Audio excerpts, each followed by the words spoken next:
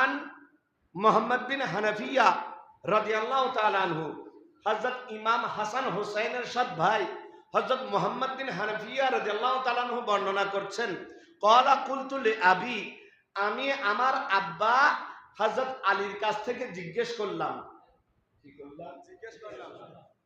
আমি আমার আব্বা হযরত আলীর কাছে জিজ্ঞেস করলাম, আইয়ুন নাস খায়রুন বাদা রাসূলুল্লাহ সাল্লাল্লাহু আলাইহি ওয়াসাল্লাম, মানুষের মধ্যে আমার নবীর পরে, মানুষের মধ্যে নবীর পরে শ্রেষ্ঠ ব্যক্তি কে?